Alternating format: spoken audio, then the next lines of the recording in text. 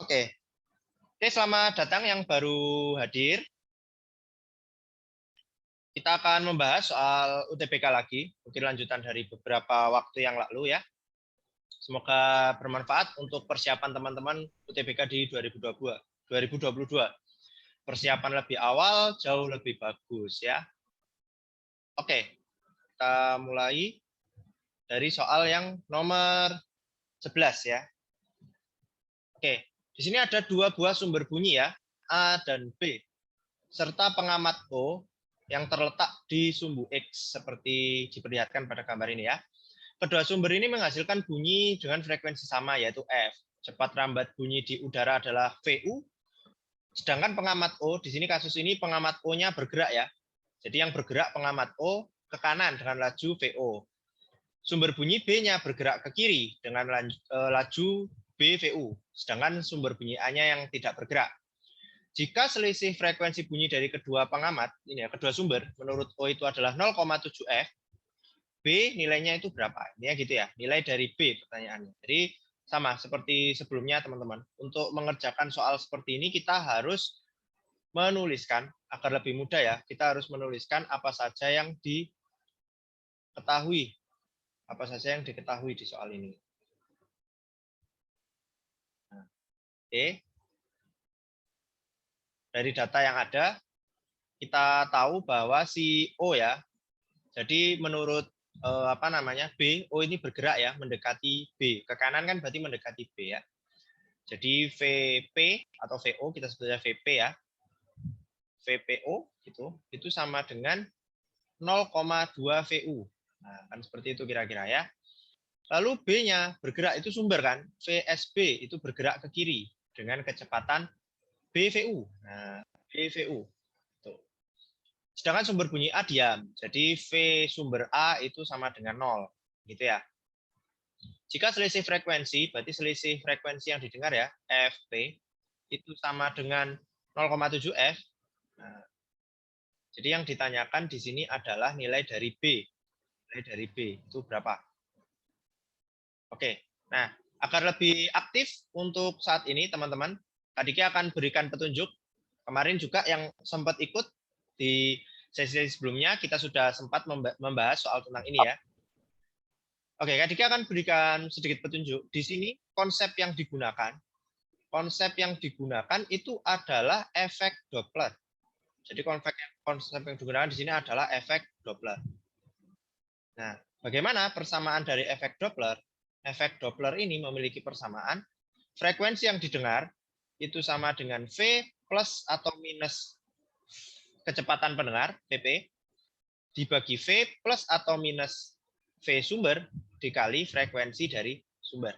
Nah, jadi walaupun pertanyaan langsung selisih, daripada teman-teman bingung, teman-teman jangan langsung. Jadi teman-teman jangan langsung selisih frekuensi, berarti FP karena sumber A dikurangi FP karena sumber B, jangan langsung seperti itu. Teman-teman cari dulu frekuensi yang didengar oleh O akibat sumber A itu berapa.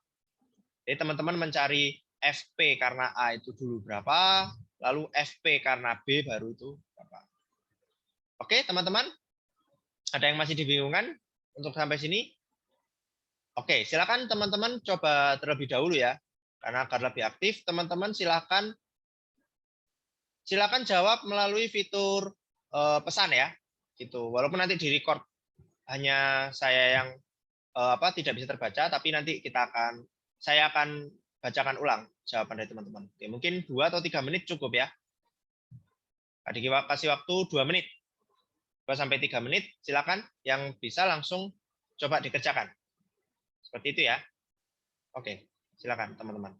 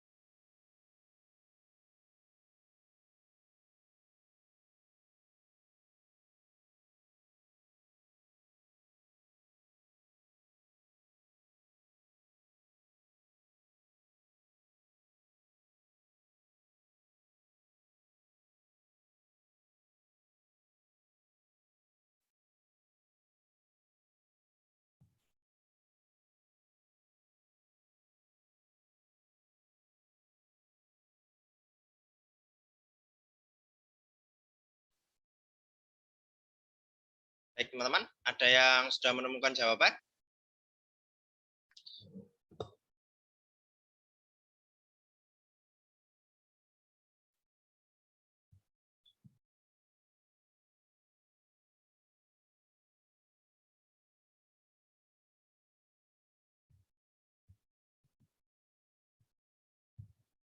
Oke, yang baru join, halo, selamat datang teman-teman yang baru join.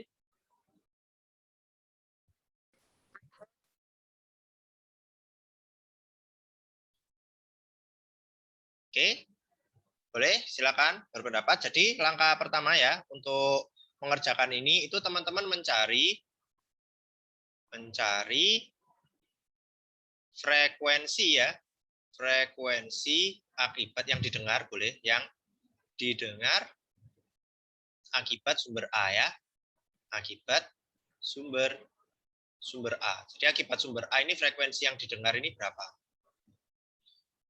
Oke, kita hitung berarti gimana? FP kita sebut aja ini FP akibat A gitu ya. FP kita sebut saja karena frekuensi yang didengar akibat A belum ada, kita sebut saja FPA gitu saja. FPA sama dengan V apa namanya frekuensi bunyi cepat rambat bunyi di udara ya, VU. Plus atau minus, kita lihat bahwa teman-teman lihat O di sini bergerak ke kanan. O-nya bergerak ke kanan dengan kecepatan VPO. B bergerak ke kiri dengan kecepatan V sumber B. Nah, kalau dilihat berarti di sini akan dijauhi oleh O ya. Sumber A itu dijauhi oleh O. Maka di sini pendengarnya menjauhi. Kalau menjauhi itu pakai tandanya minus. Kayak gitu ya. Berarti minus VPO ya. Kita sebut saja gitu. Dibagi di sini tinggal hanya VU saja. Kenapa? Karena sumbernya diam. Jadi VSA sama dengan 0 dikali F. Jadi di sini masih dikasih tulisan F sumber A itu sama dengan V sumber A sama dengan 0. Nah, kita masukkan ya nilainya. Berarti VU dikurangi VPO. VPO-nya tadi 0,2 VU, boleh. 0,2 VU dibagi VU kali frekuensi. Nah, gini ya. Jadi kalau kita coret nih, kita sederhanakan, kan bisa ya. Karena di sini VU. Kalau pada penjumlahan atau pengurangan, ketika ada eliminasi, dieliminasi satu, harus dieliminasi semua. Ya. Sehingga dari sini kita bisa dapatkan nih hasil, teman-teman. Hasilnya adalah 0,8 F. Nah, ini ya, FPA sama dengan 0,8. Ini kita simpan dulu aja. Nah, lalu yang kedua, kita mencari frekuensi yang didengar akibat sumber siapa sekarang? Akibat sumber B. Nah, secara logika teman-teman, frekuensi yang didengar akibat sumber A dan juga akibat sumber B itu pasti lebih besar sumber B. Kenapa seperti itu? Karena coba teman-teman lihat B dan O dia saling mendekat, otomatis frekuensinya akan menghasilkan nilai yang maksimal. Sedangkan A dan O ya, O-nya menjauh gitu, menjauhi A, otomatis frekuensi yang dihasilkan akan lebih rendah.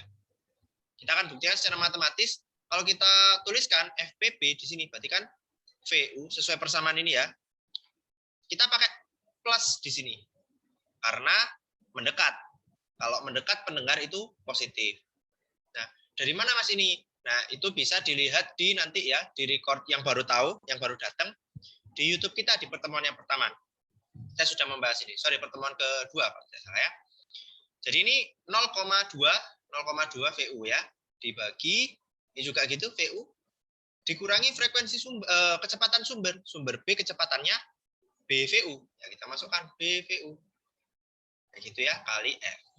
Sama seperti sebelumnya, karena ada faktor VU semuanya ini ya, ada faktor VU. Di sini ada yang menjawab lewat chat belum ya?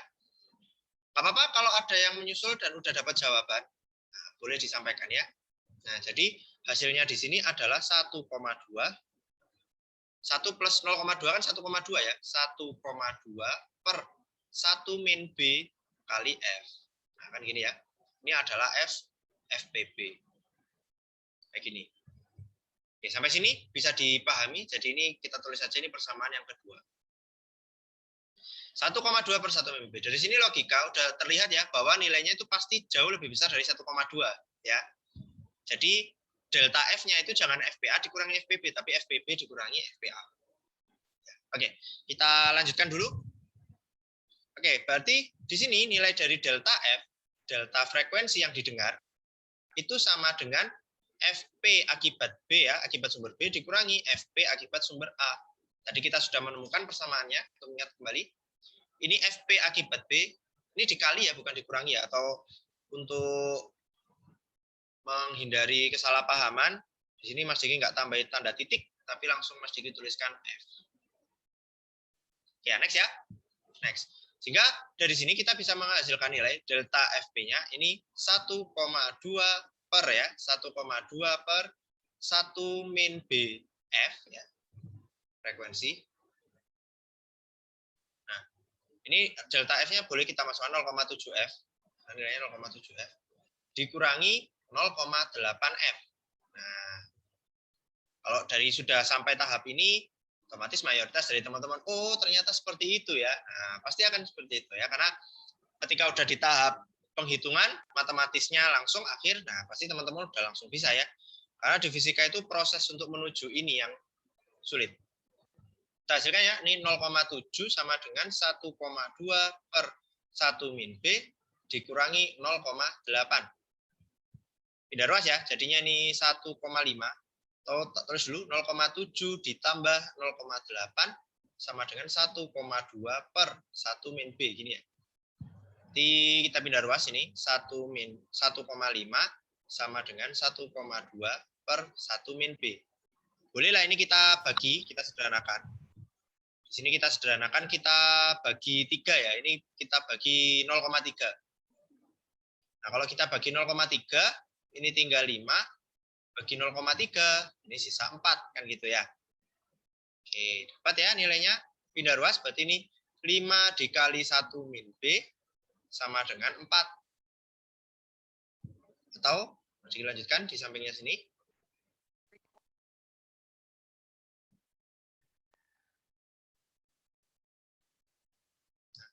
Kita lanjutkan ya, berarti di sampingnya ini menjadi 5 dikurangi 5B gitu ya, sama dengan 4. Pindah ruas ya, berarti 5 dikurangi 4 sama dengan 5B, atau 5B-nya sama dengan 1, maka B-nya sama dengan 1 per 5. Atau kalau kita tulis, itu adalah 0,2 ya. Di pilihan jawaban itu adalah yang B. Yang B, 0,2 ya. Yang B. Nah, seperti itu ya teman-teman.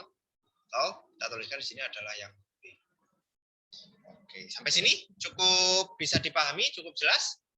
Atau ada yang ingin ditanyakan, boleh. Jika ada yang ingin ditanyakan, langsung ditanyakan, karena mumpung ada kesempatan ya, mumpung ada kesempatan bisa untuk ditanyakan. Seperti itu teman-teman. Kita lanjut ya. Nah, selanjutnya ini saya ingat Mas Diki, soalnya sama. Atau tidak ya? Nah, soalnya sama teman-teman. Oke, sekarang Mas Diki kasih kesempatan untuk teman-teman mengerjakan terlebih dahulu ya. Soal nomor 12 ini sebagai bahan latihan. Baik yang di rumah atau melihat di record nih, yang ada lihat dari record, boleh ya. Silakan dikerjakan dulu. Diki kasih waktu mungkin 2-3 menit ya untuk mengerjakan. Nanti kalau sudah mendapatkan hasilnya, silakan disampaikan lewat fitur chat ya.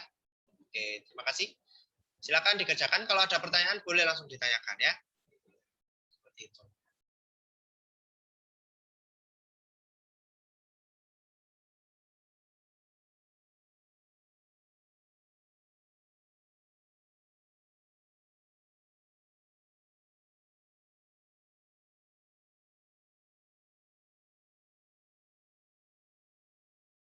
Silakan untuk dikerjakan, teman-teman ya.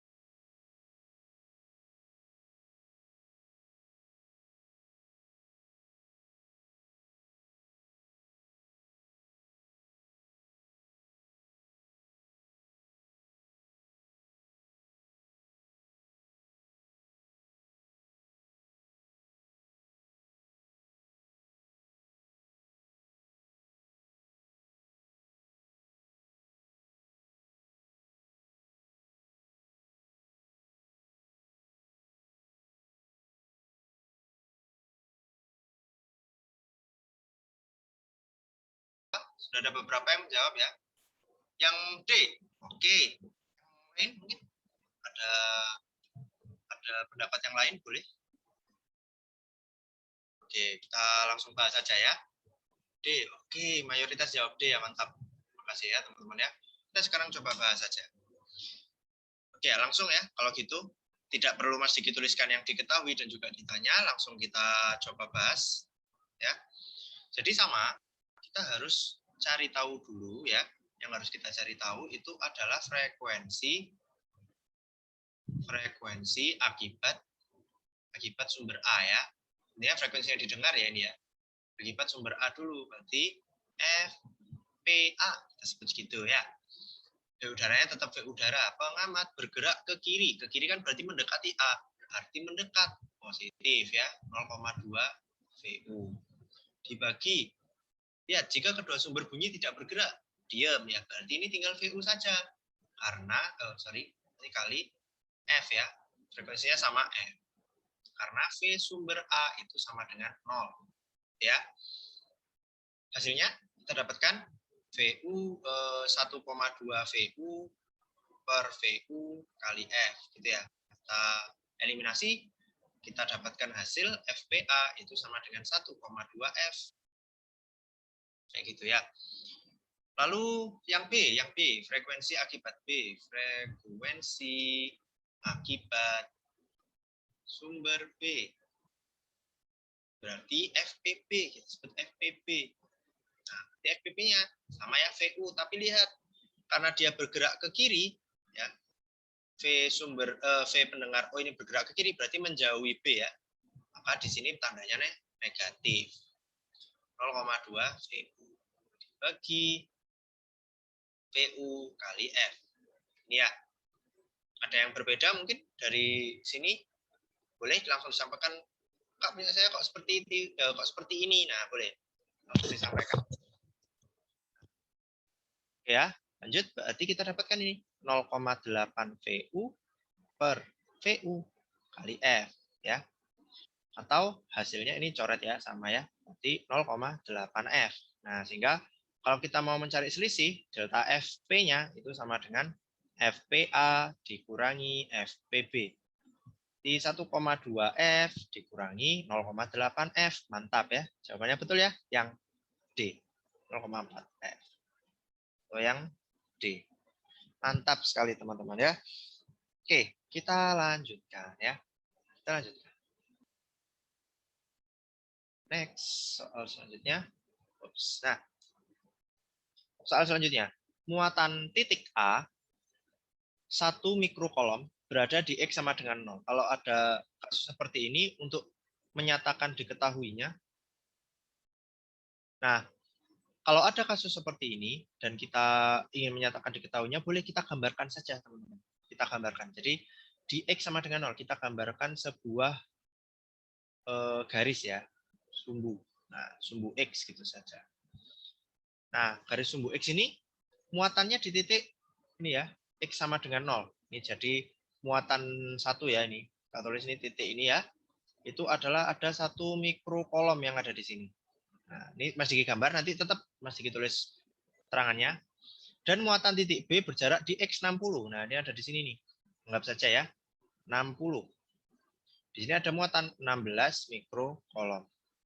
Titik C diletakkan berjarak C cm dari B. Berarti ini anggap saja C ada di sini ya. Anggap saja, atau biar lebih sesuai dengan seharusnya, karena agar gaya listrik yang dialami 0 itu titiknya itu harus berada di dekat muatan yang lebih kecil. Yang nggak baca kira-kira di sini. Nah, berjarak C dari B ya. Jadi ini titik C yang mempunyai jarak C. Kayak gitu ya. Jadi hati-hati ya teman-teman ya. Kalau ini 60 berarti kita bisa nuliskan di sini. Di sini itu jaraknya adalah 60 min C kan gitu ya. Oke. Jadi di sini Hi A itu bernilai 1 mikrokolom, sedangkan Hi B itu sama dengan 16 mikrokolom. Sedangkan Hi C ya, muatannya Hi C kita sebut saja Hi gitu ya. Hi.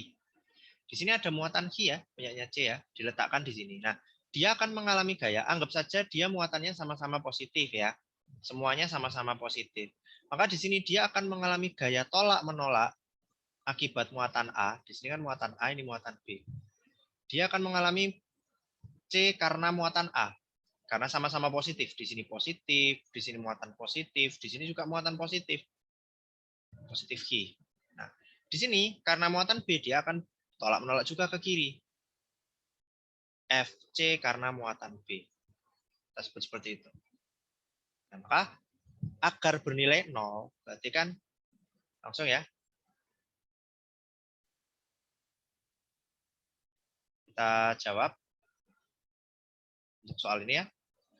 Kita jawab, maka hasilnya ya di sini konsep yang digunakan dulu. Nah, konsep yang digunakan setelah kita memahami tentang gaya kolom tadi ya, sebenarnya sudah dijelaskan juga di sebelumnya, tapi nggak apa-apa untuk menambah petunjuk, itu adalah tentang gaya kolom. Gaya kolom itu punya persamaan K dikali Hi1 Hi2 per R kuadrat. Nah, jadi kita menggunakan konsep ini.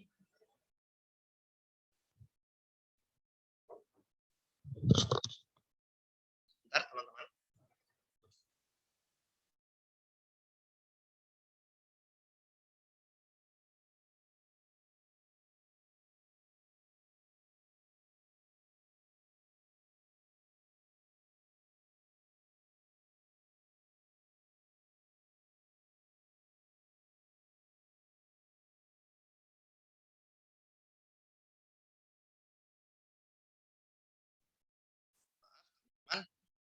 Oke, saya lanjutkan. Jadi gaya kolom dirumuskan dengan F kolom sama dengan K Hi1 kali Hi2 per R kuadrat. Sehingga kita bisa mencarinya, ya karena di sini ada dua gaya kolom kan yang terjadi ya. Gaya kolom interaksi antara A dan C, dan juga gaya kolom interaksi C sama B. Berarti kalau kita hasilkan di sini, dan gayanya bernilai 0 kan gitu yang dialami muatan C. Jadi FC itu sama dengan 0. Sedangkan muatan C itu mengalami dua gaya ini ya, satu ke kanan, satu ke kiri. Berarti FC karena A itu dikurangi FC karena B, karena plus sama min ya, vektor. Jadi kalau berbeda arah ya dikurang. Kita masukkan rumusnya. K berarti karena C antara C sama A berarti ya Hi C dikali Hi A per R antara jaraknya A sama C ya, kuadrat, sama dengan ini kalau kita pindah ruaskan jadi harus sama ya. K Hi C dan juga Hi B per R antara C dan B kuadrat. Ini kalau masih ditulis bisa FCA sama dengan FCB ya. Yang sama kita boleh eliminasi. Nah, karena K sama K bisa ya, Hi C sama Hi C ini sama. Bisa kita eliminasi. Berarti tinggal ini ya. Nah, kita masukkan Hi A-nya nilainya berapa? 1 mikro, nggak apa-apa. 1 dalam mikro ya tapi ya. Atau 1 kali 10 pangkat min 6. Per R antara A sama C. Antara A sama C itu 60 min C. Tulis 60 min C kuadrat. Sama dengan Hi B. Hi B-nya 16 mikro. 16 mikro dibagi R antara C sama B. C sama B jaraknya C. Berarti C kuadrat. Yang sama kita eliminasi lagi. Mikro sama-sama kali 10 4 6 bisa kita eliminasi. Nah, untuk menghilangkan kuadrat, nah kita akar ya. Kita akar kedua ruas untuk menghilangkan kuadrat. Sehingga kalau kuadratnya hilang, maka yang dihasilkan adalah 1 per 60 min C sama dengan 4, 16 diakarkan 4 ya, per C. Ya kalau kita pindah ruas, C sama dengan 4 dikali 60 min C. Jadinya C sama dengan 4 kali 60, 240 ya, 240 min 4C. Pindah ruas ya. Pindah ruas sini jadi 5C sama dengan 240. Sehingga kita dapatkan nilai C itu sama dengan 240 per 5 ya, atau 48 meter atau sentimeter. Seperti itu. Jawabannya yang A. Seperti itu ya teman-teman ya. Oke, ada yang masih dibingungkan untuk soal yang ini? atau ada yang ingin ditanyakan, boleh untuk ditanyakan. Silakan, teman-teman. Oke, kalau tidak ada, kita lanjut ya. Kita lanjutkan untuk soal yang selanjutnya. Oke. Nah, soal ini sama, soal teori seperti yang kemarin ya. Proyeksi gerak sebuah partikel bermuatan listrik negatif dan bermassa M pada bidang XY seperti ini ya. Tetap B searah sumbu Z negatif. Jadi di sini ada medan magnet yang arahnya searah sumbu Z negatif. Komponen kecepatannya VZ itu kurang dari 0 serta komponen percepatannya AZ ya, komponen percepatan itu kurang dari 0 nilainya. Dan tetap. Komponen kecepatan pada bidang XY dan medan listrik E di ruang itu berapa? Nah, jadi di sini ada percepatan kan artinya ya. Jadi ada kecepatan VZ serta komponen percepatan AZ kurang dari 0 dan tetap. Jadi ada percepatannya di sini teman-teman. Nah, gitu ya. Nah, bagaimana kalau misalkan ada percepatannya? Harusnya kan tidak boleh ada percepatan. Nah, kita akan bahas ya. Jadi apabila ada sebuah muatan, jadi sebuah muatan yang bergerak dalam medan magnet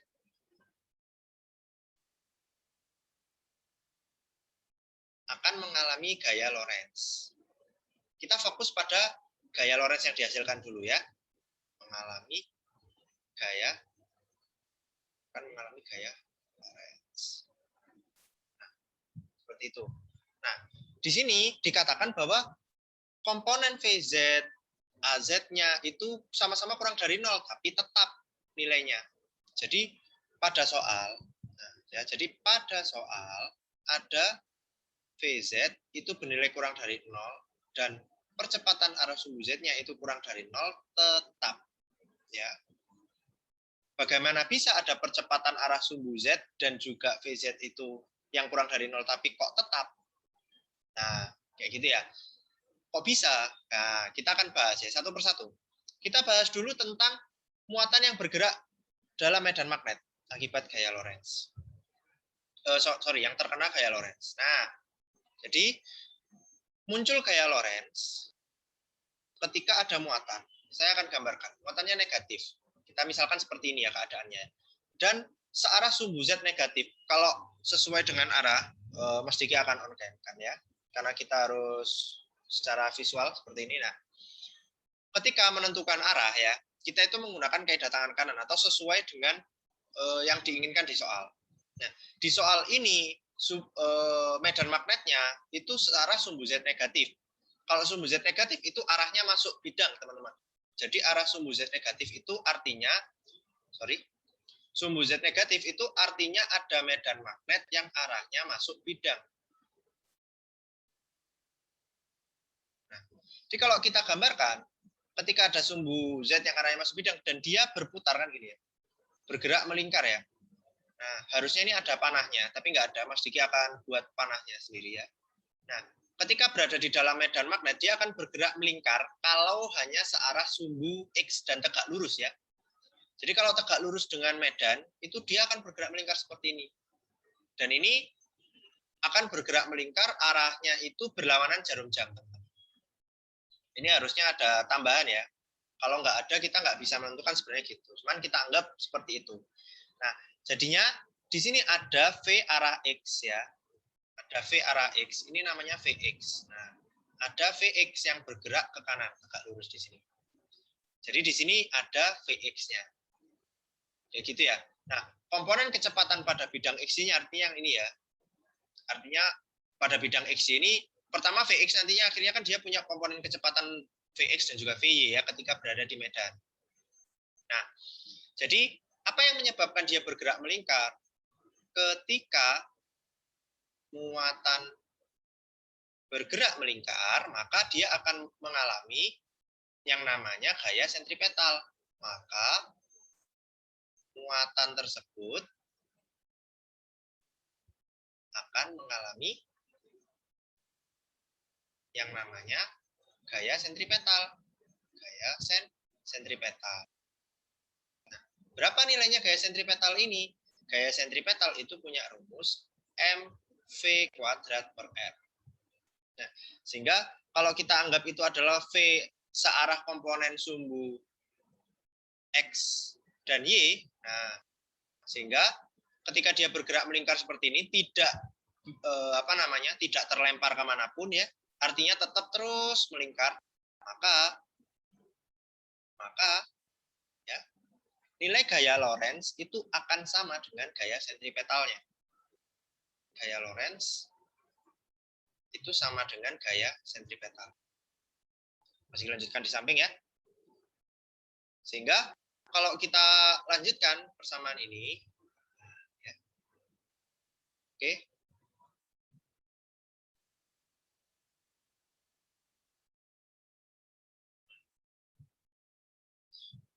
Lanjut ya, gaya Lorentz-nya itu punya rumus I dikali V kali B.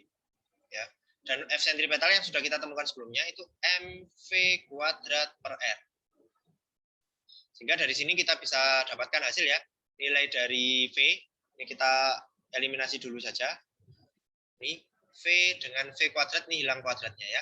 Jadi untuk mencari nilai V, kita bisa dapatkan nilai V itu sama dengan I B R per M. Nah, arahnya kemana tadi? Arahnya itu berlawanan jarum jam karena akibat medan magnetnya ya, yang searah sumbu Z negatif. Kayak gitu. Oke, pasti nanti arahnya di bidang sumbu XY pasti akan berlawanan jarum jam. Seperti itu ya, teman-teman ya. Oke, mungkin sampai sini dulu bisa dipahami ya. Oke, semoga bisa dipahami. Nah, jadi dia akan mengarah berlawanan jarum jam.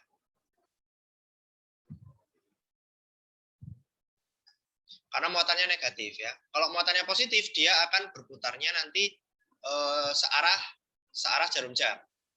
Kalau muatannya positif. Dengan sumbu Z-nya arahnya negatif. Seperti itu ya. Jadi kita punya yang searah jarum jam, berlawanan gerak jarum jam ada dua ya. Bisa antara D, bisa juga E. Nah, sekarang efek dari V arah Z. Nah, oke, yang kedua. Oke ya. Ini harusnya ya pada soalnya ini ya. Ini Mas Diki hapus.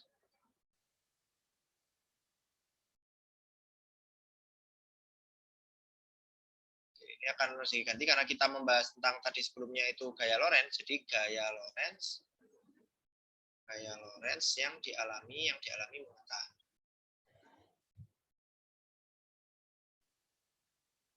Itu ya. Lanjut. Nah, kecepatan arah sumbu Z, kecepatan arah Z ya atau VZ, kita sebut VZ itu bernilai kurang dari 0, artinya negatif ya. Kalau negatif berarti VZ itu mengarah masuk bidang atau menjauhi pengamat, jadi ke arah masuk sana. Kalau pandangan dari teman-teman ke Kak Diki ya, itu ke arah sana, gitu ya. Jadi menjauhi teman-teman. Nah, AZ memiliki arah yang sama, AZ kurang dari 0, yang mana AZ ini juga mengarah masuk bidang. Nah, untuk memahami ini teman-teman, ya, Mas Diki gambarkan di slide selanjutnya.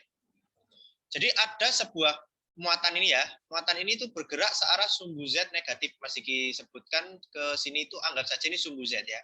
Ini berarah VZ. Yang mana dia juga dipercepat oleh percepatan AZ. Arahnya ke kiri. Harusnya kalau seperti ini, gerak melingkar seperti ini tidak akan terjadi. Gerak spiral pun tidak akan bisa terjadi. Karena dia akan memiliki kecepatan yang berbeda terus setiap waktu. Lalu bagaimana? Maka harus ada gaya. Maka agar VZ tetap konstan, maka harus ada gaya yang arahnya berlawanan dengan arahnya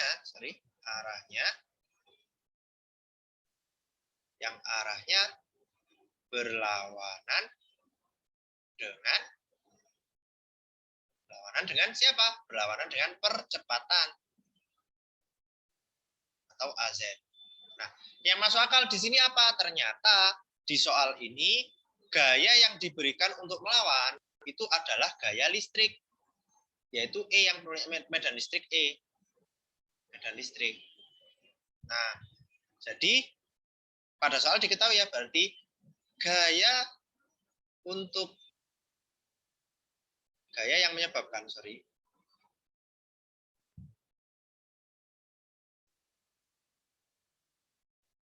Jadi gaya yang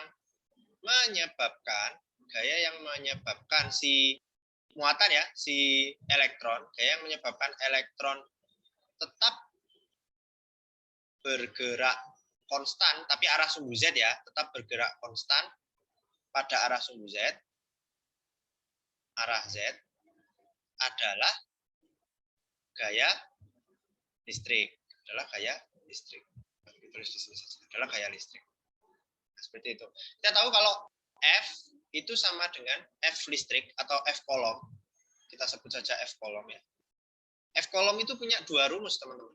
Jadi gaya kolom itu punya dua rumus, yang mana rumusnya itu adalah K, yang tadi sebelumnya Mas Diki tulis ya, K-1-2 per R kuadrat. Ada lagi, gaya kolom ini juga dirumuskan Hi muatannya, besar muatannya kali E, kali medan listrik yang ada di ruangan tersebut.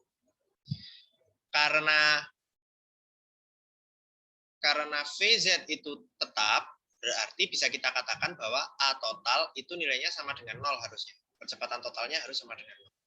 Karena di sini ada AZ kan, dia dipercepatkan. Maka kita terus dulu, sigma F itu harus sama dengan 0. Gayanya ada apa aja? Kan dia diberi gaya ke kanan tadi ya, karena medan listrik. Jadi dia mendapat gaya ke kanan karena kolom. Nah, sehingga kalau kita tuliskan, jadi di sini F kolom dikurangi M, masanya elektron ya, masanya elektron kali percepatannya, yang AZ tadi, harus sama dengan 0. Atau gaya kolomnya itu harus sama dengan masanya elektron kali percepatannya. Kita masukkan ya, Hi elektron kali E-nya sama dengan masanya elektron kali percepatan. Sehingga kita bisa dapatkan E-nya. E-nya itu massa elektron kali AZ per Hi elektronnya. Lalu arahnya kemana? Nah, kita tahu kan, ini kan tadi Z negatif ya, ke kiri Z negatif, berarti ke kanan, berarti arah Z positif gitu. Karena gaya kolom itu yang dialami itu ke kanan, ini pasti ya ke kanan, itu berarti ada medan yang arahnya ke kanan juga kayak gitu. Oke, seperti itu ya. Nah, sekarang sebenarnya gaya kolom ke kanan masih di revisi penyataan Mas Diki. Nah, sorry. Nah, gaya kolom ke kanan itu kan diakibatkan berarti ada medannya. Karena gaya kolom ke kanan masih digambarkan di sini saja. Oke. Jangan sampai salah, teman-teman, maaf. Tadi juga hampir mengalami kesalahan ya. Nah, jadi ketika ada elektron ya, masih gambar ulang di sini. Nah, dengan AZ, nah dia harus punya gaya kolom yang arahnya ke kanan ya. Nah, harus ada gaya kolom arahnya ke kanan, ini F kolomnya. Nah, gaya kolom ke kanan ini diakibatkan karena medan listrik, berarti di sini ada wilayah. Kan negatif itu selalu mendekati positif ya. Berarti di sini ada wilayah positif. Di sini ada wilayah negatif. Di sini ada wilayah negatif. Sehingga kalau ada dua wilayah yang berbeda, ya, ada wilayah positif dan juga ada wilayah negatif di sini, maka medan listrik itu arahnya dari positif ke negatif, teman-teman. Walaupun gaya kolomnya ke kanan, ternyata ini hanya menentukan wilayah positif dan negatifnya ada di mana. Berarti medannya itu harusnya mengarah ke sini, teman. Nah, jadi medan listriknya harusnya ke kiri atau ke sumbu Z negatif. Jadi dari sini kita bisa dapatkan bahwa arah medan listrik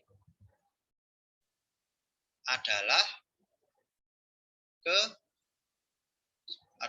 pada ya.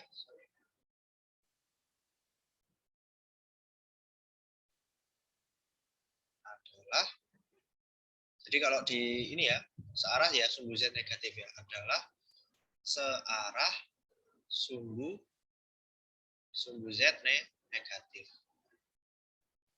Nah, seperti itu ya. Tahu kalau kita pilih jawabannya itu yang D ya berarti ya. Searah sumbu Z negatif. Jadi hampir terjebak ya. Walaupun gaya kolomnya ke kanan, belum tentu medannya itu juga ke kanan gitu ya teman-teman. Karena jenis muatan ini berpengaruh. Jenis muatan ini akan sangat-sangat berpengaruh terhadap nilai dari medan listriknya, kayak gitu, atau arah dari medan listriknya. Seperti itu teman-teman. Oke, bisa dipahami sampai sini teman-teman? Oke, next ya. Kita lanjutkan soal yang selanjutnya. Oke, ini ya, ada sebuah partikel yang memiliki massa diam M0 ya. Jadi ini massanya M0 itu bergerak dengan kecepatan 0,6 C. Energi totalnya berapa? Intinya pertanyaannya seperti itu. Jadi E total kita bisa tuliskan ya, bahwa mungkin untuk teman-teman yang baru hadir, kita tuliskan dulu yang diketahui di soal ya. Jadi yang diketahui di soal ini cukup satu, hanya kecepatannya.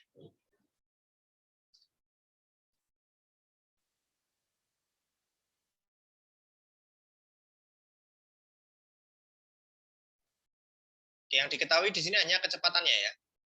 Kecepatannya itu adalah 0,6 C. Nah, yang ditanya itu adalah energinya. Energinya berapa? Oke, berarti kalau kita ingin menanya energinya, berarti gimana? Energi itu ada persamaan ternyata teman-teman. Energi itu sama dengan E M C kuadrat. Jadi gini. Sedangkan energi diam itu sama dengan M0 C kuadrat. Lalu kalau kita hubungkan ya, bahwa persamaan massa relativistik itu punya rumus 1 atau M0, langsung aja M0 per akar 1 min V kuadrat per C kuadrat. Nah, kita punya persamaan ini. Oke, jadi kalau kita hubungkan, teman-teman, kalau kita hubungkan dengan yang sebelumnya, maka hubungan E dan E0, ya, hubungan E itu bisa kita tuliskan sama dengan M0C kuadrat per akar 1 min V kuadrat per C kuadrat. Seperti ini teman-teman. Oke, silakan dicoba terlebih dahulu hasilnya berapa. Silakan disampaikan di chat ya teman-teman ya untuk hasilnya.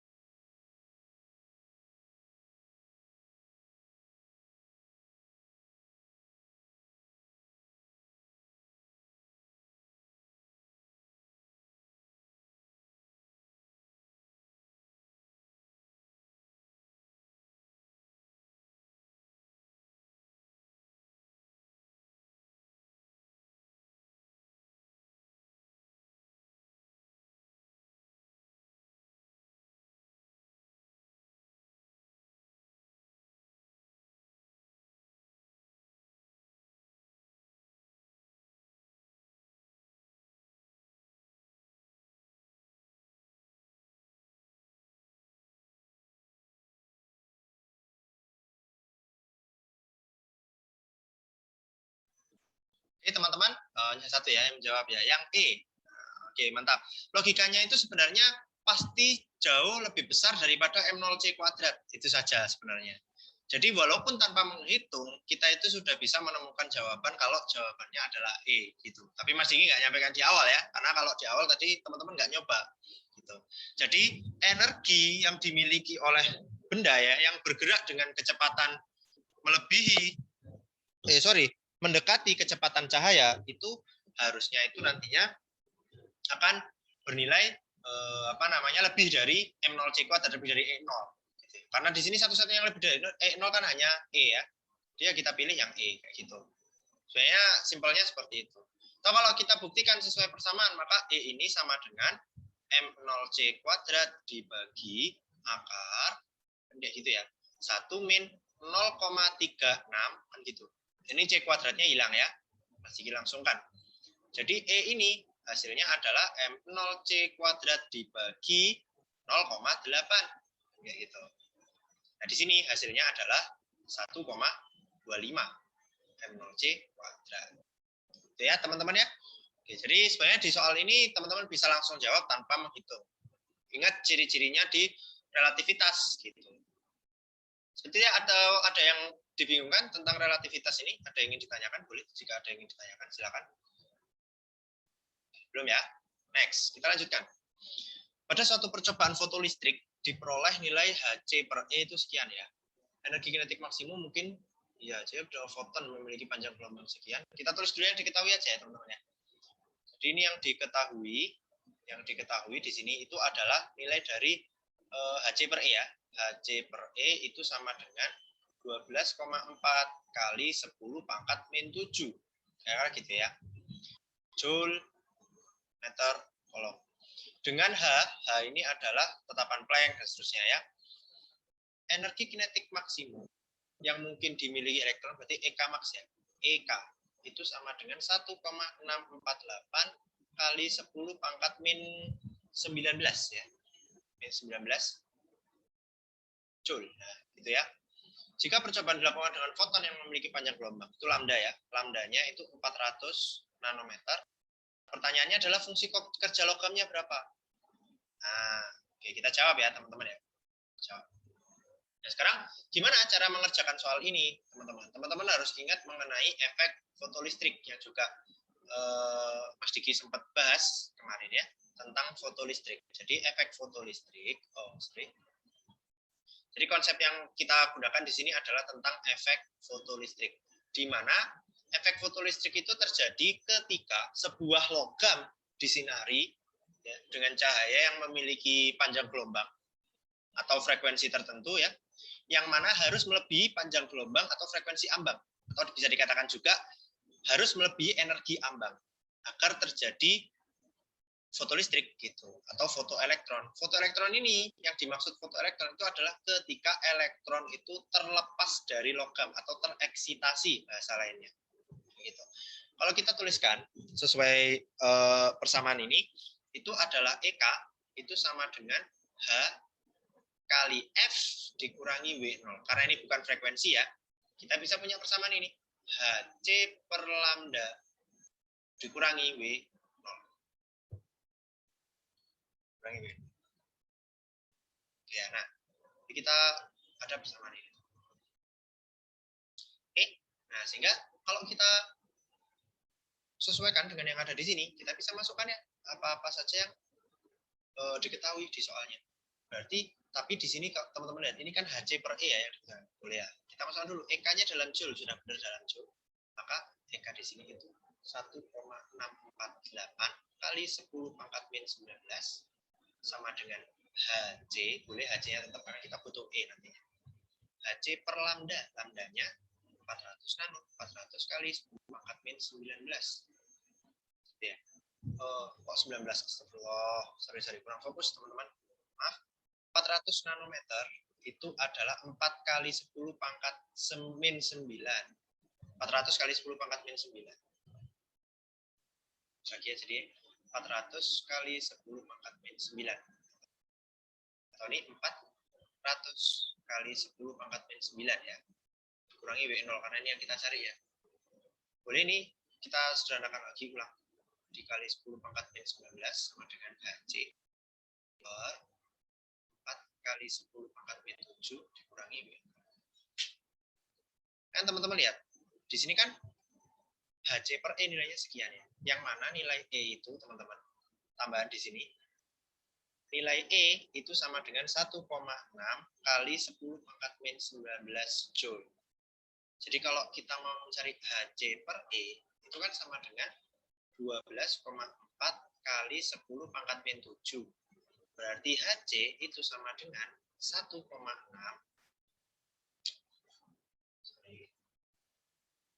12,4 kali 10 pangkat min 7 kali E. 12,4 kali 10 pangkat min 7 kali E. Kan kayak gitu. Jadi nilai HC untuk menggunakan ini. HC-nya, karena ini kan HC, belum diketahui nilai HC. Walaupun sebenarnya teman-teman bisa kalau hafal tetapannya bisa langsung melalui itu. Ada lagi nanti cara lain matematis itu banyak. Cara yang bisa digunakan itu banyak. Nanti dulu ya. Jadi ini kita bisa dapatkan HC-nya itu sama dengan 12,4 kali 10 pangkat min 7 kali 1,6 kali 10 pangkat min 19. Atau nilai HC ini sama dengan 12,4 kali 1,6 kali 10 pangkat min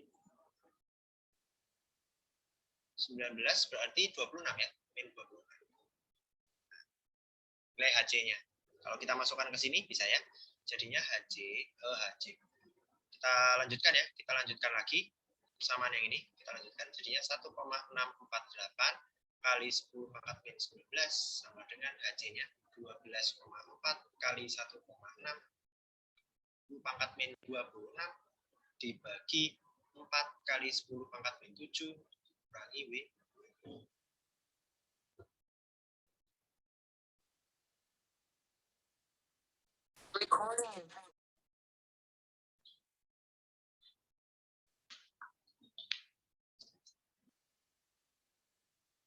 Oke ya, kita sederhanakan saja nih yang bisa disederhanakan. Nah, kita lanjutkan yang bisa disederhanakan ini ya. Boleh terserah, boleh pilih. Mungkin Mas Diki pilih yang ini ya. 12,4 dibagi 4 itu 3,1 ya. 3,1. Lalu ini dibagi ini, hasilnya ini 10 min 19. Kan gini ya. Oke. Kita lanjutkan. Berarti hasilnya 3,1 kali 1,6 ya kurang lebih. Jadinya ini 1,648 kali 10 pangkat min 19 sama dengan 3,1 dikali 1,6. Itu nilainya. Sebenarnya kita bisa pakai pendekatan ya, tapi ini angkanya cukup rumit ya, jadi harus menghitung secara manual harusnya. Kali 1,6 itu hasilnya 4,96. 4,96 kali 10 pangkat min 19 min W0. Sehingga W0 kita dapat. W0 itu sama dengan 4,96 kali 10 pangkat min 19 dikurangi 1,648 kali 10 pangkat min 16. Tapi ini dalam Joule ya. Bagaimana kalau dia pengen dalam EV, maka W0 ini kita kurangi dulu. Ini 3,312 kurang lebih kali 10 pangkat min 19 Joule. Kalau ingin ke EV, kita bagi E, kita bagi elektron. W0 ini sama dengan 3,312 per E ya. Per E. Ini kali 10 pangkat min 19. Per E.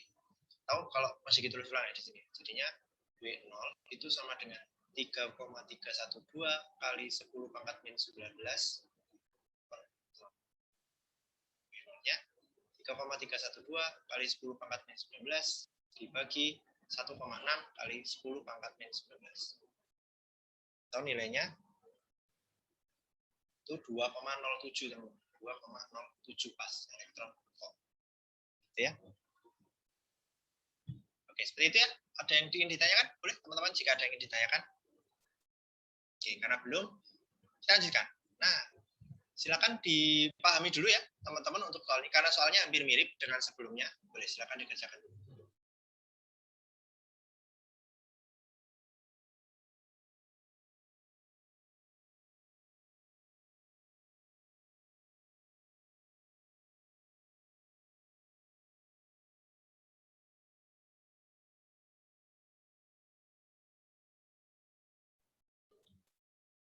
tidak ada yang ingin ditanyakan, boleh silakan.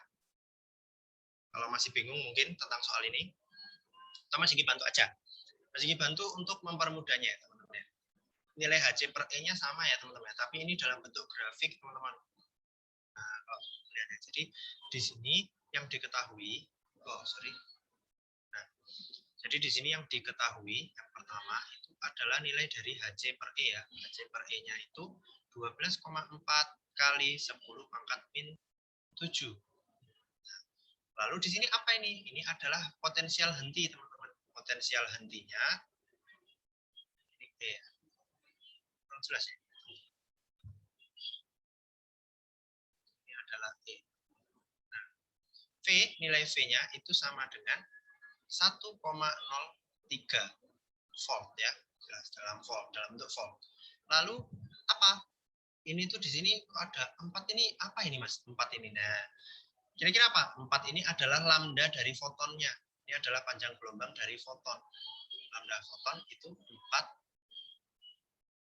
kali 100 nanometer ya, itu sebutnya 400 ya, 400 nanometer atau 4 kali 10 pangkat min 7 ya, meter. Kalau dibuat 400 kali 10 pangkat min 9 dulu boleh. Ini langsung masih dihasilkan ya. Kayak gitu. Nah, jadi yang ditanyakan, kita coba cari apa yang ditanyakan di soal ini.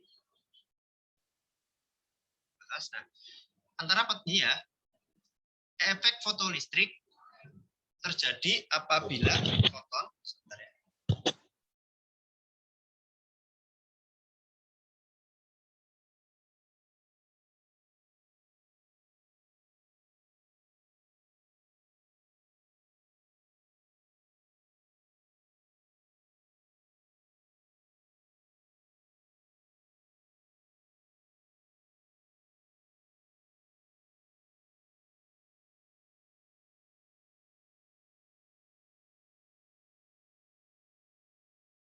Maaf, kita lanjutkan ya. Jadi di sini efek fotolistrik terjadi apabila foton yang digunakan itu memiliki frekuensi lebih dari berapa. Kayak gitu ya. Jadi intinya ini yang ditanyakan adalah frekuensi ambang dari foton. Jadi yang ditanyakan di soal ini adalah F0-nya, frekuensi ambangnya. Kan dia bertanya frekuensi yang digunakan harus lebih dari berapa sih? Nah, jadi ini adalah batasnya. Frekuensi batasnya itu harus berapa? Itu ya pertanyaannya. Nah, sekarang kita bisa jawab. Bagaimana cara menjawabnya? Karena di sini yang diketahui potensial henti, kita bisa jalan dari potensial henti. Sebagai pengingat ya, nilai dari EK itu bisa dituliskan HC per lambda dikurangi W0 ya, atau HF dikurangi W0. Ini juga boleh, sama. EK itu bisa HF min W0, HC per lambda min W0. Karena W0 itu hubungannya dengan F, sedangkan HC-nya per lambda hubungan dengan lambda, kita bisa tuliskan bahwa nilai EK ini sama dengan HC per lambda dikurangi H kali F0. Kita bisa dapatkan seperti ini. Kayak gitu ya teman-teman ya. Oke, sampai sini dulu mungkin ada yang masih bingung kan, kalau misalkan bingung, waduh kok seperti ini Kak. Nah, kita ubah saja dulu ini. Nah, nanti kita ubah lagi F0-nya. Kita ubah, yang kita cari itu adalah lambda 0-nya dulu. Boleh. Kalau seperti itu hitungannya terlalu sulit, nah kita permudah sendiri. Kita bisa menggunakan ini. Atau kalau kita rapikan, HC dikali 1 per lambda dikurangi 1 per lambda 0. Sehingga EK itu kan Hi elektron. Elektron kali V itu sama dengan EK. Nah, sehingga kalau kita masukkan, berarti V itu sama dengan EK per E. Atau kalau kita substitusikan di sini ya, HC dikali 1 per lambda min 1 per lambda 0 per E ya. Nah, ini per E-nya kan sudah dapat di sini. Atau V-nya itu HC per E, ya, HC per E dikali 1 per lambda dikurangi 1 per lambda 0. Oke, kita dapatkan ini persamaannya teman-teman. Yang sesuai dengan besaran yang ada di soal. Tapi kita nemukannya lambda 0 dulu ya, belum F0. Nah, kita lanjutkan. Kita tulis dulu biar nggak lupa. Jadinya HC per E dikali 1 per lambda dikurangi 1 per lambda 0. Sehingga nilai V-nya kan tadi berapa? 1,03. Kita masukkan 1,03. HC-nya 12,4 kali 10 pangkat min 7, ya kan? 1 per lambdanya ini 1 per 4 kali 10 pangkat min 7, kan gini ya, dikurangi 1 per lambda 0. Nah, oke, kita sederhanakan dulu aja. Ini bisa. Ini kan kita pindah ruas ya. Biasanya harusnya kan kayak gitu. Ini kita pindah ruas ke sini. Jadinya 1,03 dibagi 12,4 kali 10 pangkat min 7 sama dengan ini ya, nilainya ini ya. 1 per 4 kali 10 pangkat min 7 dikurangi 1 per lambda 0. Dapat ya 1 per lambda 0 ya. 1 per lambda 0-nya, 1 per lambda 0. Nah, kita pindah ruas ke kiri, akhirnya jadi positif ya, sama dengan ini jadi negatif. Pindah ruas ke sini. Jadinya ini per 4 kali 10 pangkat min 7 dikurangi 1,03 per 12,4 kali 10 pangkat min 7. Ini kita samakan penyebut ya. Per lambda 0-nya ini sama dengan, ini jadi 12,4 kali 10 pangkat min 7. Ini kalau kita bagi 12,4, kita bagi 4 itu 3,1. Jadinya ini 3,1 dikurangi 1,03. Ini berarti berapa yang kita hasilkan?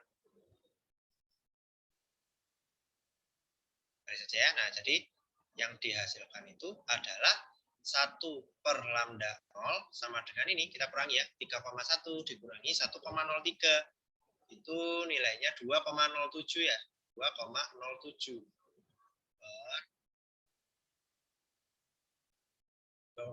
per 12,4 kali 10 pangkat min 7. Nah, kira-kira seperti ini ya. Tahu lambda 0-nya itu sama dengan 12,4 per 2,07 kali 10 pangkat min 7 meter. Ini masih lambda 0 teman-teman, karena pertanyaannya kan frekuensi. Pertanyaannya adalah frekuensi. Gimana kita nyarinya? Kita cari menggunakan ini. Frekuensi, Nah, bagaimana kita mencari frekuensi? Mencari frekuensi ambang sekarang. Mencari frekuensi ambang. Nah, bagaimana kalau kita ingin mencari frekuensi ambang? Kita bisa cari menggunakan rumus ini. C, kecepatan cahaya itu sama dengan lambda kali F. Nah, sehingga kalau kita berdasarkan pada ini ingin mencari F0 itu adalah C dibagi lambda 0. Seperti ini. Sehingga kalau kita bagi ya nilainya itu jadinya 3. C itu kecepatan cahaya itu 3 kali 10 pangkat 8 dibagi lambda 0-nya ini ya. Berarti 12,4 per 2,07 kali 10 pangkat min 7. Nah, toh hasilnya kita pindah ruas ya. Jadinya F0 ini sama dengan 3 dikali 2,07 per 12,4 kali ini min 7 naik jadi 10 pangkat 15. Lalu kita lanjutkan di sini ya. Jadinya nilai F0 itu kurang lebih 3 kali 2,07 kan 6,21 ya. 6,21 kali 10 pangkat 15 ini ya per 12,4. Ya udah. Yang paling mendekati berapa? Ini kan 6 bagi 12,4 kan 6 dibagi 12,4 kan mendekati 0,5 ya. Kurang lebih setengahnya lah, 0,5 kali 10 pangkat 15. Atau bisa kita tulis 5 kali 10 pangkat 14 Hz. Seperti itu ya. Nah, ini secara hitungan matematikanya seperti itu. Atau berarti persamaannya jawabannya adalah yang B. Itu ya teman-teman ya. Oke, sampai sini dulu mungkin ada yang ingin ditanyakan. Boleh, jika ada yang ingin ditanyakan, silakan teman-teman.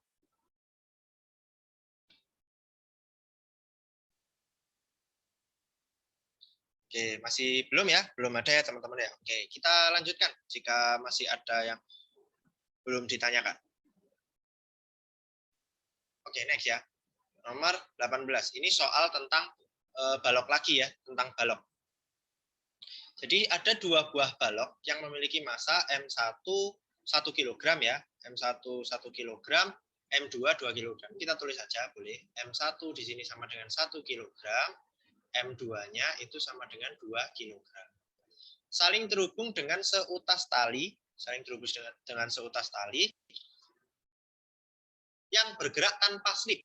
Nah, bergerak tanpa slip melalui sebuah katrol yang momen inersianya I.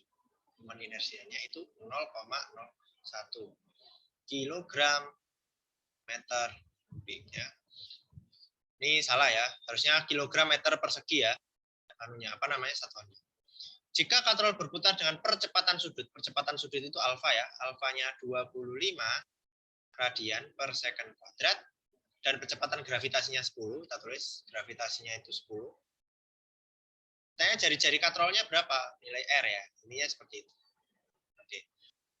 Untuk menjawab ini, teman-teman harus digambarkan dulu kira-kira seperti apa. Nah, kejadiannya. Nah, di sini ada 2 buah katrol ya. Satunya 2 kilo, satunya 1 kilo. Seperti ini. Nah, ini satunya kita sebut sini M1 ya. Yang satunya kita sebut M2. Yang mana lebih berat ya. Kalau kita gambarkan gaya-gaya yang muncul dan di sini katrolnya itu tidak slip, maka di sini ada gaya tegang tali T1. Di sini ada gaya tegang tali yang berbeda, ini adalah T2. Yang mana ini adalah W2, di sini adalah W1.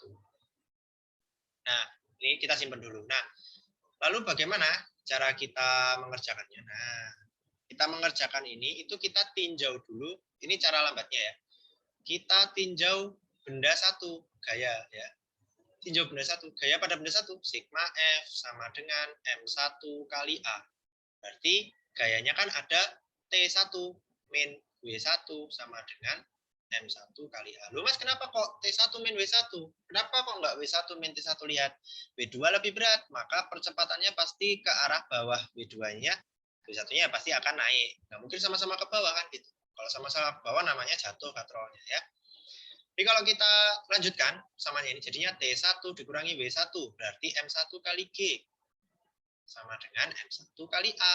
Kita masukkan ya, T1 min 10, M1 kali G ya, 1 kali 10, sama dengan 1 kali A, 1 kali A. Atau kita tulis T1 sama dengan A. Plus, jangan lupa, 10. Gitu ya. Lanjut, sekarang kita tinjau benda yang kedua. Tinjau benda 2. Kalau kita meninjau benda yang kedua, berarti yang ini ya, yang ke bawah ya, berarti sigma F sama dengan M2 kali A. Berarti W2 dikurangi T2 sama dengan M2 kali A. Kalau kita tulis ya, M2 kali G dikurangi T2 sama dengan M2 kali A. Maka nilai dari M2 ini kan 20 ya. 20 min T2 sama dengan 2A. Kalau kita dapatkan T2 sama dengan 20 dikurangi 2A. Nah, kita dapat T1 dan T2. Untuk apa ini Mas T1 dan T2? Nah, lihat, dia ada hubungan momen inersia dan percepatan sudut. Nah, momen inersia dan percepatan sudut, hasil kali dari momen inersia dan percepatan sudut itu adalah torsi.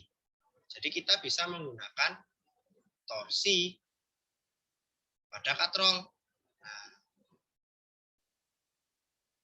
sekarang sigma torsi itu kan dirumuskan dengan I kali alfa. Nah, teman-teman lihat, penyebab berputarnya ini kan ke bawah ya, atau T2 yang lebih besar penyebabnya, karena menyebabkan bendanya ini berputar searah jarum jam. Maka kita bisa tuliskan di sini nantinya. T2 kali R dikurangi T1 kali R, karena berputarnya kan searah jarum jam, yaitu penyebabnya T2. Itu sama dengan I kali alfa. Nah, T2 berapa? 20. Tulis ya, 20 dikurangi 2A. Ini ya. Dikurangi kali R. Sorry. Ini kita terus ya. Kali R. Nah, tapi ini penyebab. Oh, sorry, ini T2-nya ke kanan, ke kiri ya, betul. Gak apa-apa, nanti untuk hasil positif atau negatifnya gak masalah ya. T1-nya itu A plus 10 ya, A plus 10 kali R itu sama dengan I masih ditulis gini dulu, alfa itu A per R, alfa itu dirumuskan dengan A per R. Sehingga kalau kita hitung ya, ini ya, jadinya ini 20 dikurangi 2A kali R ya, sama dengan A plus 10 kali R, kita masukkan nilainya ya, I-nya 0,01, berarti 0,01 kali 25 per R. Kan yang kita cari R-nya ini ya. Oh, sorry, alfanya udah diketahui teman-teman. Sorry. Jadinya alfanya ya tetap langsung alfa saja ya teman-teman. Kita bisa, karena ini kan hubungannya nanti, karena alfanya yang diketahui teman-teman. Jadi langsung saja ya. Oke, alfa. Nah, nanti kita hubungkan dengan untuk mencari nilai A-nya ini nantinya. Ini alfa ya, kali alfa 25. Nah, karena alfa itu kan sama dengan A per R. Maka untuk mencari A itu bisa kita tuliskan sama dengan alfa kali R. Atau sama dengan 25R. Kita masukkan ke persamaan ini. Jadinya 20 min 2 dikali 25R ini ya, kali R dikurangi ini 25R plus 10 ya, sama dengan I kali alfa. 25 kali 0,01 berarti 0,25 ya. Nah, ini kita kerjakan ini, jadinya ini 20R dikurangi 50R kuadrat dikurangi ini 25. Oh, ini kurang kali R ya, teman-teman ya. Sorry. Ini harusnya ada kali R tadi. Belum ditulis nih. Yang ini kan harusnya dikali R dulu ya ini. 25R plus 10 kali R. Ini harusnya seperti ini, teman-teman. 25R plus 10 kali R ya, sama dengan 0,25. Nah, harusnya seperti ini.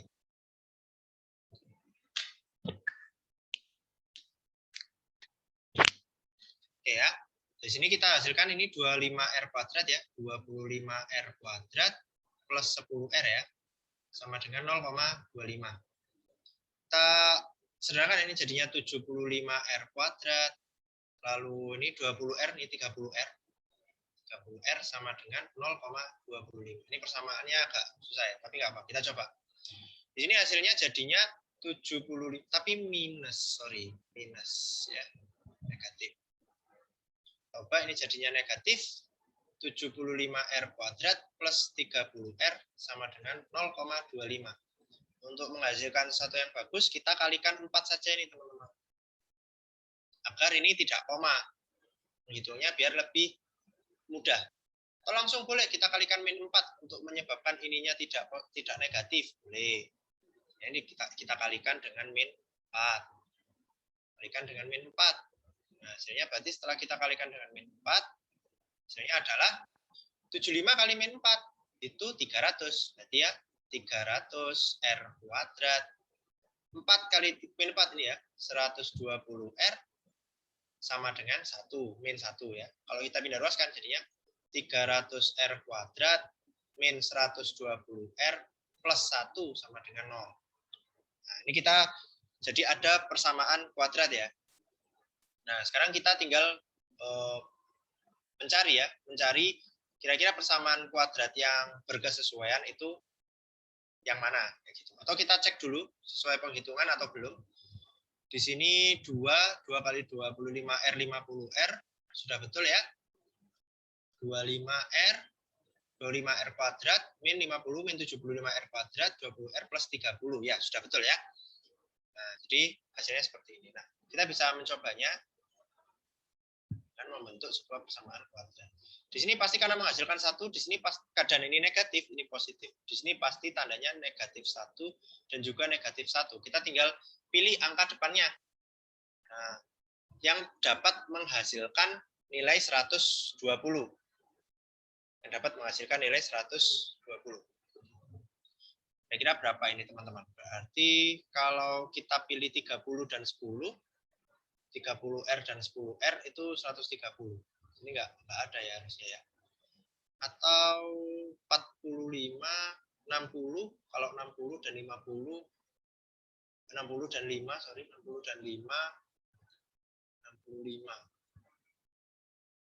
300 itu bisa 150 dan 2, 120, iya nggak bisa ya. 100 dan 3 juga tidak bisa. 30 dan 10 nggak bisa. Kita cek ulang dulu ya hitungannya. Mungkin ada yang salah, teman-teman. Karena dari hitungannya ini kurang tepat. Dari hitungan kuadratnya maksudnya. Kita cek hasil perhitungannya. Oh ini ya. Ini teman-teman. Ini plus harusnya negatif ya. Oke, setelah kita cek. Di sini kan harusnya negatifnya masuk ya. Nah, negatif 25 harusnya ini negatif, teman-teman. Jadi ini persamaannya salah. Di sini harusnya negatif. Berarti 20R dikurangi 10R itu hasilnya 10R ya. Jadi di sini harusnya 10. Maaf ya, teman-teman ya. Ada kesalahan. Di sini harusnya 10 hasilnya. Plus 10R. Karena 20R 10R dikurangi ya, harusnya ini dikurangi. Oke. Kita perbaiki ulang di sini, maka persamaannya di sini harusnya ini adalah bukan 120 ya. Oke. Nah, di sini harusnya adalah negatif plus 10R. Sehingga kalau kita kalikan di sini jadinya negatif 40 ya, negatif 40R. Oke, bersama ya. Jadi di sini negatif 40. Nah, sekarang kita tinggal pilih angka yang menghasilkan 40, yaitu 30 dan 10, teman-teman. Jadi bisa 30, bisa 10. Nah, ini baru bisa ya. 10R maksudnya, 30R dan juga 10R. Artinya R itu dapat bernilai 1/30 ya. Dapat bernilai 1/30 meter ya. Atau R itu dapat bernilai 1/10 meter. Tinggal kita pilih. Kalau 1/30 meter itu kan sekitar 3 ya, sekitar 3,3 cm. Atau jadi ini R ini bisa bernilai 3,3 atau R ini bernilai 10 cm. Nah, yang mana yang ada jawabannya? Yang 10 ternyata. Ternyata pengaruh satu angka negatif ya sangat berpengaruh dalam hitungan matematis. Jadi kita harus lebih teliti ya, lebih teliti lagi dalam melakukan perhitungan secara matematis. Seperti itu ya. Jadi hasilnya itu harusnya adalah 10 cm atau yang B. Seperti itu teman-teman. Oke, sampai sini ada yang ingin ditanyakan teman-teman? Boleh jika ada yang ingin ditanyakan silakan untuk ditanyakan ya, teman-teman ya. Oke, kalau masih belum ada, kita akan lanjutkan. Nomor 19. Ini hampir sama juga dengan soal yang sebelumnya. Kita bisa coba ya, teman-teman ya, untuk soal nomor 19. Sebuah balok bermassa 2 kilo bergerak mendaki bidang miring licin, kemudian memasuki daerah bidang datar. Jadi kalau kita gambarkan, baloknya awalnya mendaki bidang miring licin, lalu pada bidang datar ya. Ini anggap saja 30 ya. Kurang mewakili, jadi kira-kira seperti ini. Nah, aja seperti ini ya.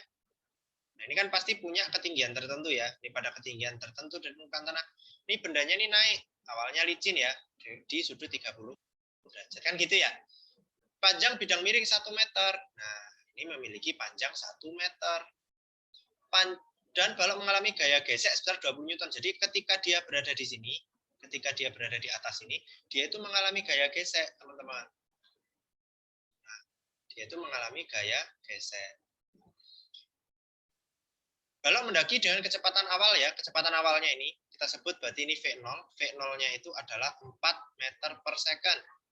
Kayak gitu. Jika percepatan gravitasi jarak tempuh balok di bidang datar kasar. Berarti pertanyaannya ini jarak tempuhnya ini berapa? Selama berada di bidang datar kasar ini kita sebut dengan S.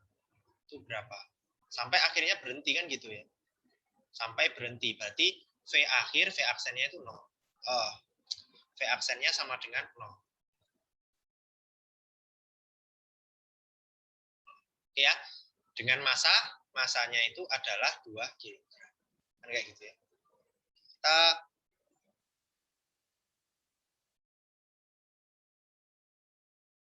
lanjutkan hitungan matematisnya, berarti bagaimana yang hasilnya? Gimana cara pengerjaannya? Nah, kita bisa menggunakan persamaan ini, teman-teman. EP1 ditambah EK1 ya sama dengan EP2 ditambah EK2. Nah, ini adalah jika tidak ada tidak ada gaya luar, kan gitu. Nah, sedangkan di sini kan ada gaya luar. Yang mana gaya luarnya adalah gaya gesek, yang mana itu mengurangi energinya. Sehingga kalau dia mengurangi energinya, maka persamaannya tidak menjadi seperti ini, tapi EP1 ditambah EK1 dikurangi usaha karena gaya gesek. Sama dengan EP2 ditambah EK2. Harusnya ini plus W ya, tapi karena gaya gesek itu selalu bernilai negatif, maka usahanya bernilai negatif. Nah, kita masukkan persamaan yang ada, ini ya, energi potensialnya 0 ya, karena ini di dasar, ini adalah wilayah satunya, titik satunya ini titik keduanya, kan harusnya kekal kan gitu. Ditambah, berarti ini ya, setengah M dikali V0 kuadratnya, dikurangi. W-nya usahanya berarti kan gaya gesek kali S.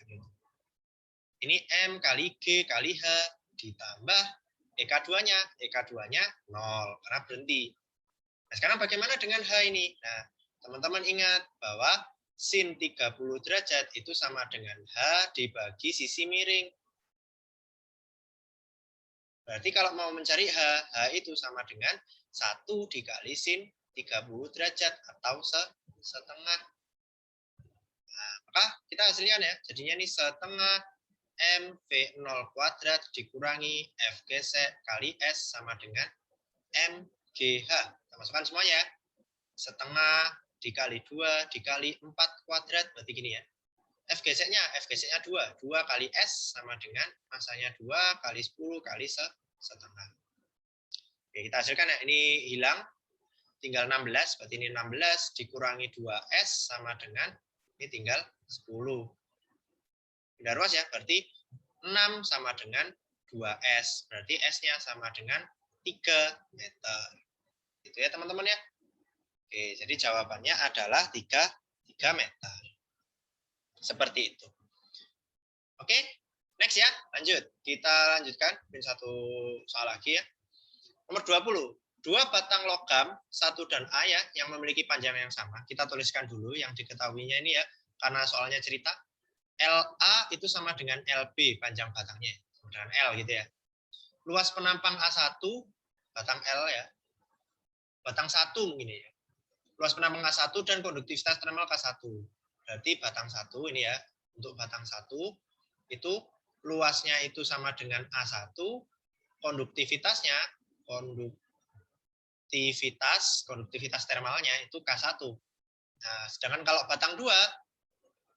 batang 2 itu memiliki luas A2 itu sama dengan 0,5 A1 dan K2 itu sama dengan 0,5 K1. Kan kayak gitu ya. Kedua batang disusun sejajar dan setiap ujungnya ditempelkan pada objek bertemperatur TH dan TL.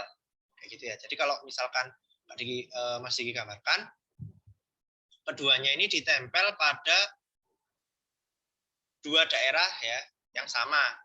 Kalau digambarkan misal ini ada batang A, ini adalah batang A, ini adalah batang A, dan ini adalah batang B. Ini kan disusun secara sejajar. Ini adalah batang B, nah, dipasang pada dua temperatur yang sama, yaitu temperatur low dan temperatur high. Gitu ya.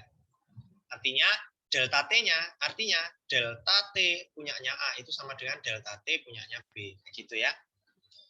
Teret laju aliran kalor, rasio laju aliran kalor. Jadi H1 dibanding H2 itu berapa? Ya, kita langsung jalan dari persamaan ini ya. Kita tinggal jawab. H itu punya persamaan K dikali A kali delta T per L. Nah, sehingga kalau kita ingin mencari laju kalornya, maka nilai dari H ini ya, H itu sama dengan H1 per H2 nih. H1 per H2. Kita buat seperti ini. Hapus dulu. Karena perbandingannya langsung aja. K1, A1, delta T1 gitu ya, per L itu sama dibagi ya L1 ya. K2, A2, delta T2 dibagi L2. Walaupun ini sebenarnya ada A, ada B, ini harusnya 1 dan 2 ya. Jadi kadang perbaiki aja. Ini harusnya L1 dan L2, ini ya delta T1, delta T2. L1, L2, delta T1. Yang bisa kita sederhanakan nanti. Kita masukkan dulu H1 per H2, berarti kan sama dengan K1 kan K1, A1-nya A1. Delta T1-nya sama-sama delta T, dibagi L1L per K2-nya 0,5 K1, A1-nya 0,5 A2, kan gitu. Dibagi 0,5 A1, sorry. Delta T ya, delta T juga per L. Nah, kita coret yang sama, dicoret dulu.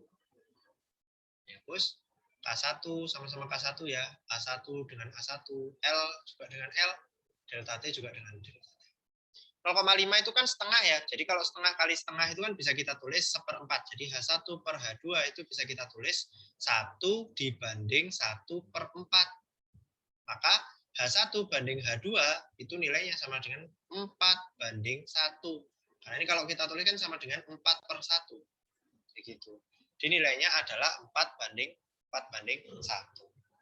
Seperti itu ya teman-teman ya. Oke, mungkin saya cukupkan sekian untuk pertemuan pembahasan fisika kali ini. Jangan lewatkan ya pembahasan mata pelajaran yang lain. Insya Allah setiap hari kita akan terus adakan pembahasan soal ya, live class ini melalui Zoom. Oke, terima kasih teman-teman semuanya. Apabila ada yang ingin ditanyakan, boleh untuk ditanyakan, silakan. Nah, apabila belum ada, nanti hasil rekordan yang sebelumnya dan juga yang sekarang bisa dilihat di YouTube-nya EduLab.